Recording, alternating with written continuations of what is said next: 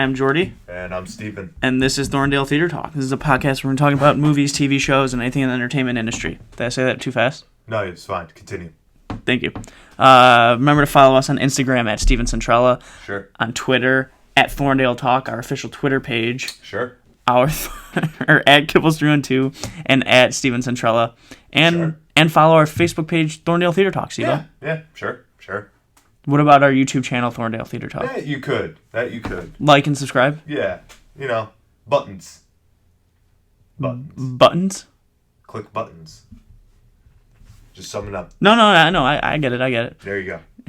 Remember to listen, or you should listen to our 53 other episodes on podcast streaming services like Spotify, Apple Podcasts, and Breaker. Or just listen to the most recent ones. Do you. No judgments. I'm saying we have 53 other episodes. You could all listen to.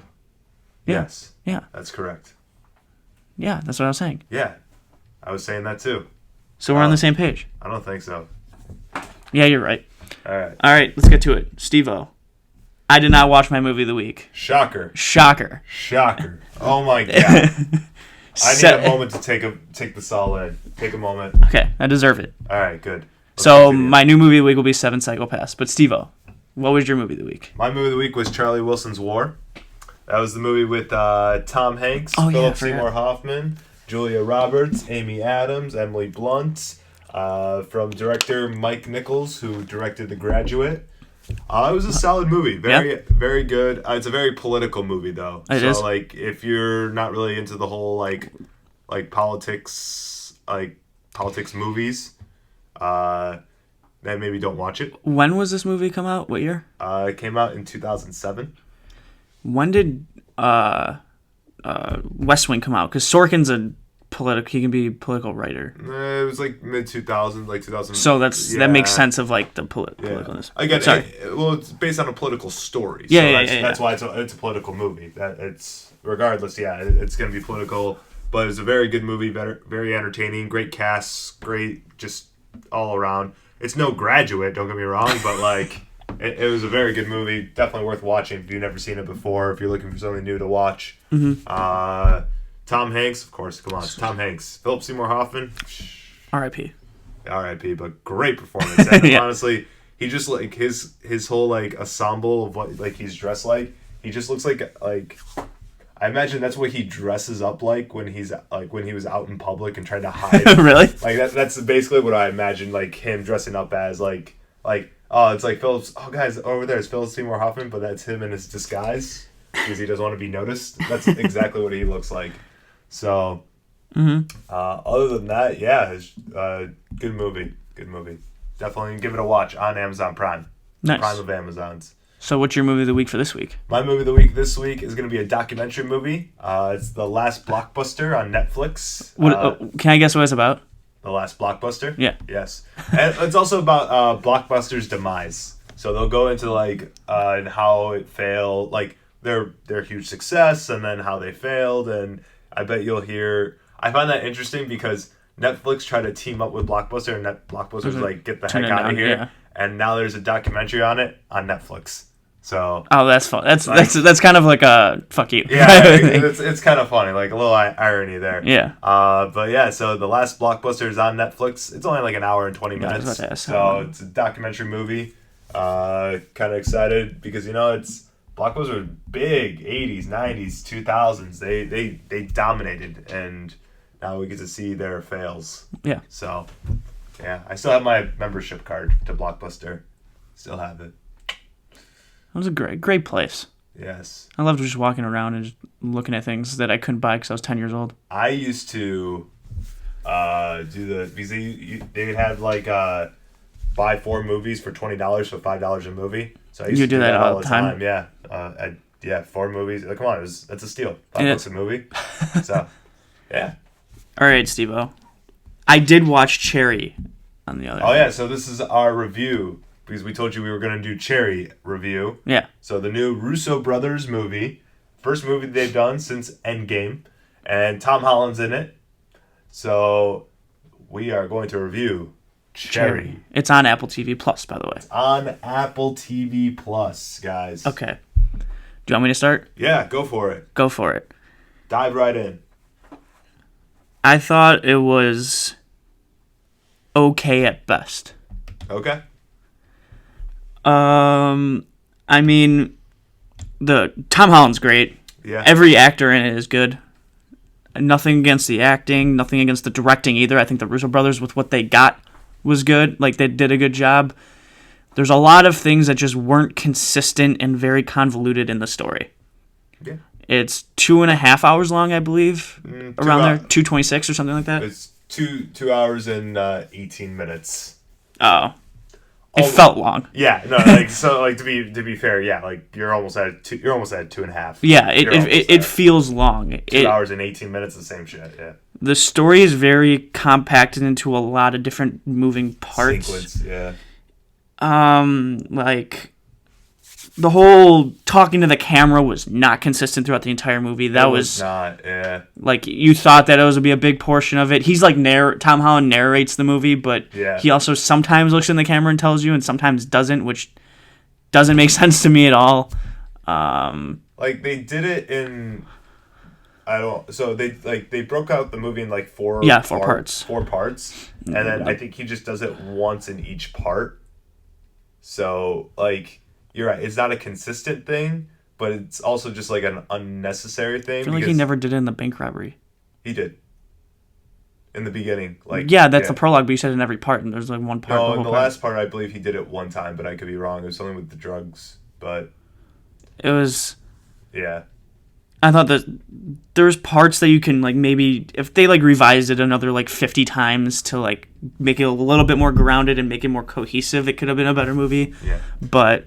I was a little disappointed. I mean, I didn't really have high expectations because they didn't promote it that much, weirdly. Didn't. So I feel like they might have known a little bit of, like, it's not the best work, but it's kind of like a refresh start from going from Marvel to something just like brand new. Different project. Yeah. So I will say this. So let me give you a brief of what the movie's about first. Okay. So the movie's pretty much about Tom Holland, who's this kid, and he falls in love with this girl.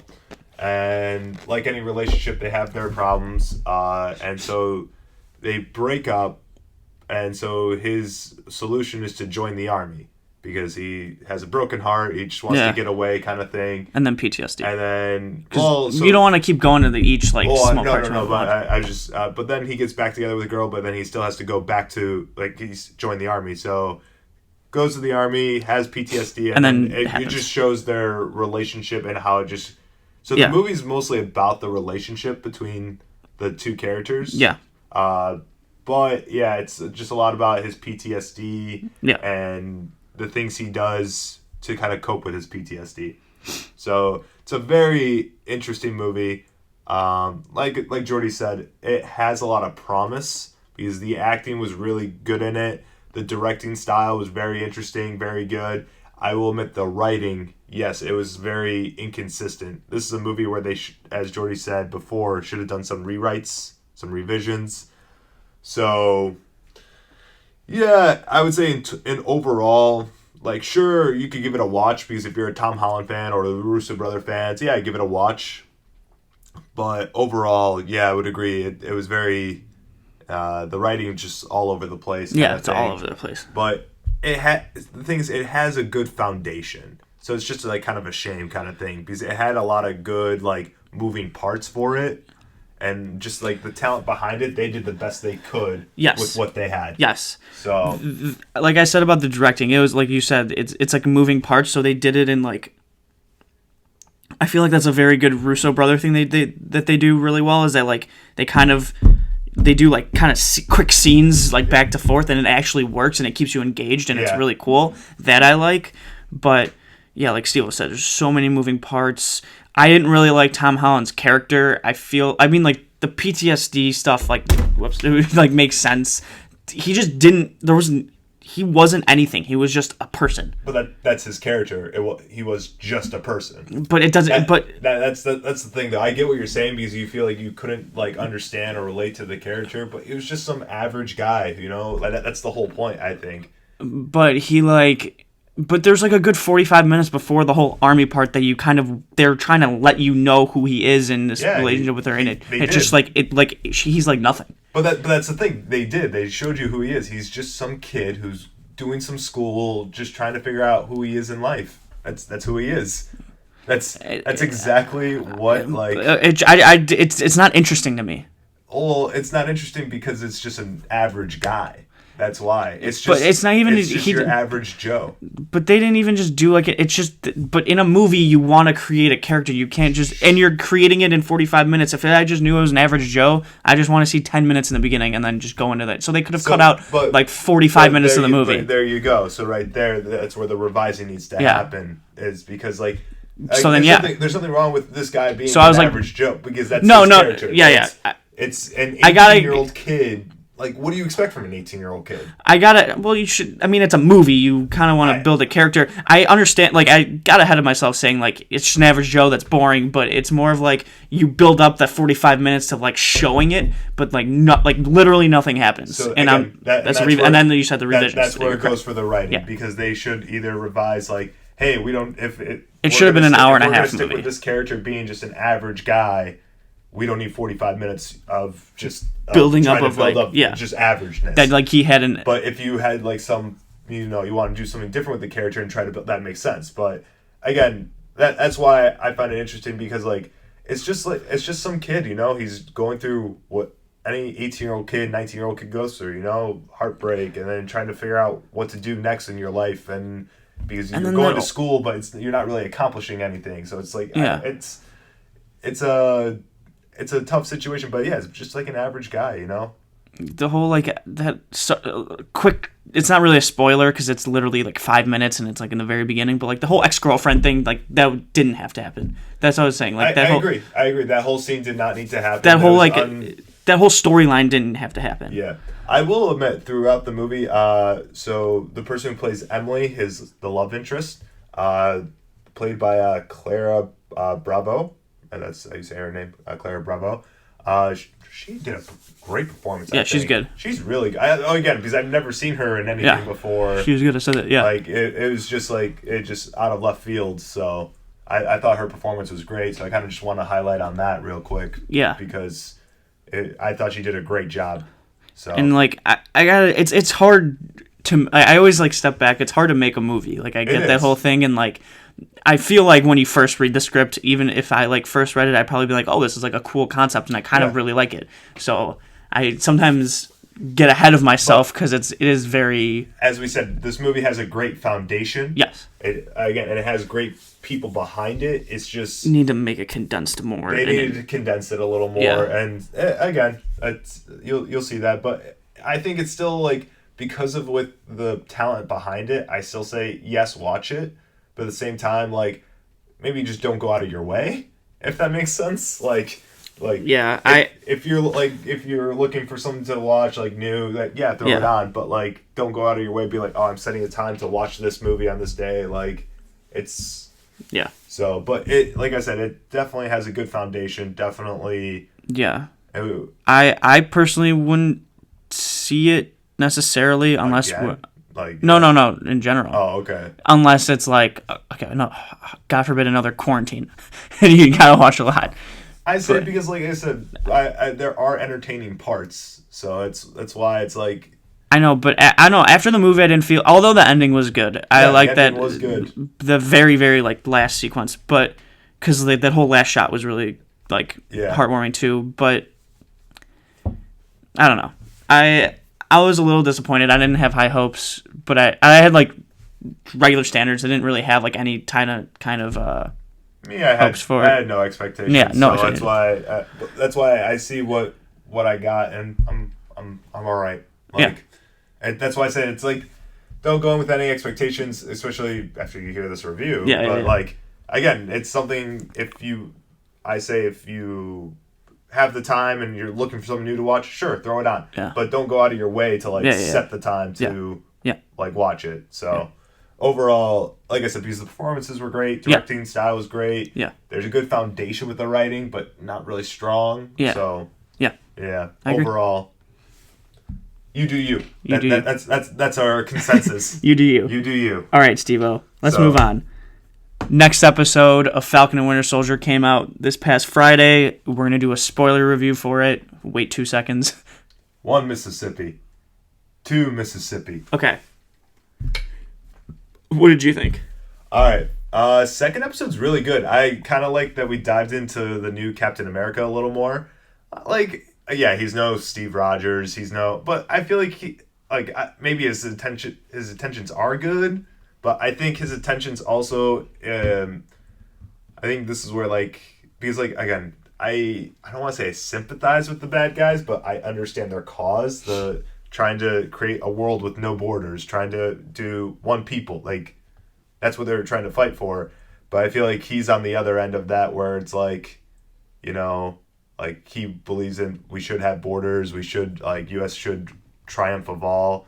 So I feel like his intentions are good, but not good, if that makes sense. I don't know. Yeah. But I thought diving into the new Captain America character a little more was interesting, as well as Falcon and Winter Soldier kind of butting heads with him was very interesting as well. And with each other. Yeah. I first thought it was okay. Yeah. And then the more I think about it, it's kind of it's building. It's a whole building block, and I understand that, and you can't in any TV series. I need to pump the brakes and be not every episode's gonna be unbelievable. Yeah. So this was good. I the more I look at it, the more better. I liked diving into the new or what was his name, John Walker. Yeah, something like that. Who's actually played by Wyatt Russell, who is Kurt Russell and Goldie Hawn's son. Yeah. Which is cool. And I think he auditioned for Captain America. I'm almost positive, back in the day. I don't know if he did. I think he did, because I heard an interview, and I'm pretty sure, and they said that they liked him, and then they'll contact him if there's another Marvel thing, right. And it turned out to be this, which is kind of funny. But yeah, it was good. I liked them butting heads. I kind of liked. So they don't have the super serum, the soldiers, right? It's just the bad guys. They have the serum, yes. The bad guys. The flag stompers. Yes. Yeah. They have the serum. They didn't say it, but you just Yeah, but then they also have. But I don't think it's the exact serum, Captain America. I think it's more of what Bucky got. I don't know. I have no idea. I don't know, but basically, also, I do so again, the whole 60 the old soldier Isaiah. The black super soldier. Yeah, that was cool. That was cool. That was a cool diving into his past kind of thing. Yeah, that whole interaction was really cool with Bucky and him. I like the ending. I'm pumped to see Zemo again. Yeah, that guy's. I told you I was rewatching it. I'm on Civil War, which is literally him. Yeah, he's a great villain. And his attention. He's a phenomenal. It's villain. One of those things you empathize with his why he's doing it, because he lost so much. Mm-hmm. At the same time, is his intentions good? No. See, and that's where I kind of like some of these villains, where it's some of these what they stand for, because you know what, they're just trying to. They lost a lot. When you lose your whole entire family and you feel and there's no justification for it. Try to make justification. No, I completely agree. That's why it's a cool concept, because they're trying to make villains that actually have good motives. Yes. Yeah. Instead of a person that goes I hate everyone. Exactly. That's their motives are just Then you try to That's how Marvel's been doing that for a while, and I feel a lot more superhero movies are starting to are doing that more, because back in the day it would just be I just want to conquer everything. Just conquer everything.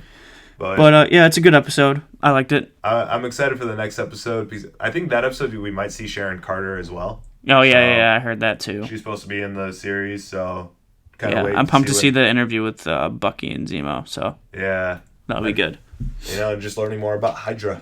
Yep. Hydra. And I will admit, the whole therapist scene when him and Falcon were doing couples therapy. Yeah. I thought it was hilarious. Oh, you liked it? I thought it was funny. It's I thought it was fine. Yeah, I just thought it was funny, because I'm just because these two are, it's the worst, it's a situational thing. It's imagine if, I'm trying to think of another, if Tony did group therapy with, Cap. That would have been kind of, because Cap would take it seriously. Yeah, no. But and then an awkward situation kind of thing. With Rhodey, because they would just make jokes out of the whole thing or find it stupid. So yeah, but overall, definitely good episode 2. Give it a watch. Disney Plus. Yeah. So it was good. Yes. And we're gonna do what we haven't done in a while. There hasn't been a lot of at least big name trailers that have come out in at least couple months, I'd say, or a month. Nothing too big. Nothing too big until now. Yeah. This past Friday, the Suicide Squad came out, which is technically a sequel, but they're not calling it Suicide Squad 2. It's just called The Suicide Squad. So it's kind of like a revamp of the not so great first movie. But it is a sequel technically, because like watching the trailer, they reference it. They reference it. They just say like, "Oh, this is the famous Suicide Squad." Yeah, so it's like it is a sequel, but they're trying to. And there's a couple characters that were in the first one that reprised their role. Yeah, there's like 2 or 3. Yeah, 2, maybe 3. I think there were like 4. There's Viola Davis is still 4. her. The main, I don't know his name. The guy who led the team last time. Margot Robbie, Harley Quinn, and then there was that other boomerang guy. Yep, that's it. At least that I saw. We saw in the trailer. Yeah, but this is going to be a review for the trailer, mostly because the person behind the movie is James Gunn, who did Guardians 1 and 2, which has been very loved. Even if you're, I know a lot of people that aren't like so into Marvel, and they love those movies because they're entertaining movies. Yes. They like standalone movies. They're great. Yes. So I completely agree. Yeah. So I think it looks fine. I think it looks good. I mean, I don't know. I mean, Idris Elba's awesome. Yeah. I like Idris Elba a lot. I like the cast, to be honest. But I will say this again. It's like with the first Suicide Squad. You see that trailer, and the trailer looks unbelievable. Because I will admit, when I first saw the Suicide Squad for the first one, the trailer was great. Was great, and I was just like, oh, I can't wait for this movie. And I was having a little glimpse of like that with this trailer. Like I was thinking, like this looks good. Like, but I'm like thinking to myself, like, don't fall in that trap. Don't follow that trap again, because I remember what happened last time. And but it's just it does look good. I will admit, like trailer wise, it looks great. But let's not like pump the brakes kind of thing. Yeah, because I thought that too, but then I was like, oh, James Gunn did Guardians 1 and 2. We know who's behind it. He wrote and directed this. That's great. But then I looked back, but David Ayer directed the other one, and David Ayer's done, End of Watch, the one with Jake Gyllenhaal, and he wrote Training Day. Like, he has a good past, too. And that fell flat. So, I guess hope for this one, because the recent, like, Guardians 1 and 2 were recent, and he is still making the third one also. Yeah. But I guess we'll see. We will see. Yeah. Again, it's a different story than what he was doing with Suicide Squad. But again, he's probably making it into his own thing. Yeah. Trying to do his own thing. But you can check out the trailer on YouTube, or if you want to go to our Facebook page or Twitter page, we did post it on there. So it is all there for you to check out. So give it a watch. Give it a watch. Give it a watch. All right, Steve-O, finally, let's get to the news. Get into the news, everybody. Jordy, where do we get our news from? ScreenRant.com. I didn't hear you. What? ScreenRant.com. Thank you. I wanted to do the voice, but I didn't like it. It's hard when you put your head down this way. I know. I didn't like it. I didn't like it. That's like your thing. Speak up. That's your thing. Rise. Rise. You want to get up now? No. All right, start it. Rise. All right. So. Let's get in the news. So, first piece of news, sad news, but we had some passings of some great actors and actresses.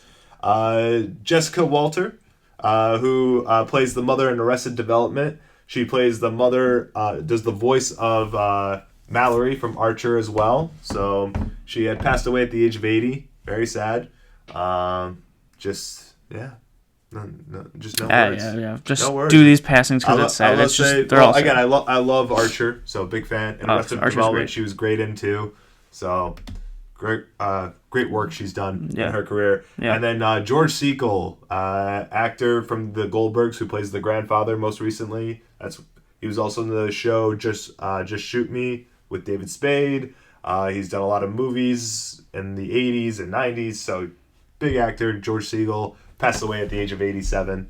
So I wonder how that works with because the Goldbergs are still on the air. Well, they'll find something. Yeah. It's sad. Just curious on how that rolls. I don't really watch that show like religiously. I watch it when it's like, it's on, and if it's a rerun, whatever. But like, it's a show I just come across if there's nothing else on. But it's a decent show. Decent show. Yeah. All right. Now moving on to the other news. All right, so both Captain Marvel and Ant-Man and the Wasp sequels are going to start filming in May.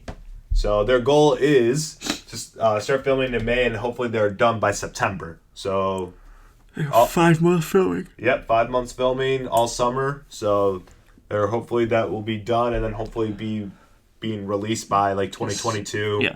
By the set date times that they're going for. So yeah. Yeah, I feel like with all the pushback, we're going to get a lot of Marvel stuff, if you couldn't tell from WandaVision and Falcon Winter Soldier literally like 2 weeks after that, and then one of the news that we're about to say in a second, or soon. And then also Loki right after coming out. Yeah. And then, also, things that are going into production this summer. John Wick 4 is reportedly going to start filming in June.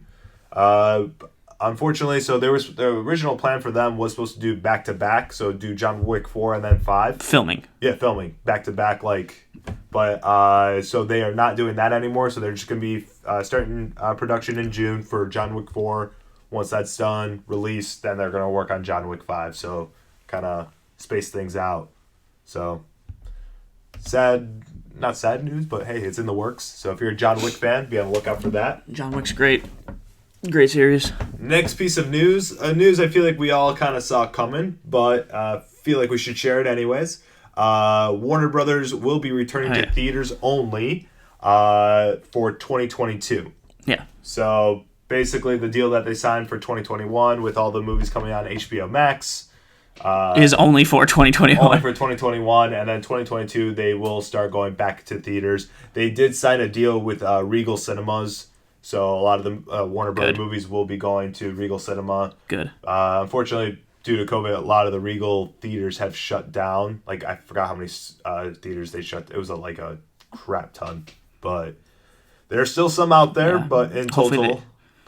Hopefully, once, things start to feel a lot more normal, theaters will start going up and Regal will start reopening some of their stuff. Because that sucks. Well, it's hard. Once the theater shuts down, it's hard to bring it back. No, it is. I'm not saying it's like, it's an easy fix. I'm just saying hope. You just hope. But again, a lot of the movies that are like slated for HBO Max will still also be going to theaters. So I know Suicide Squad, it does go in theaters, but it will hit HBO Max the same day.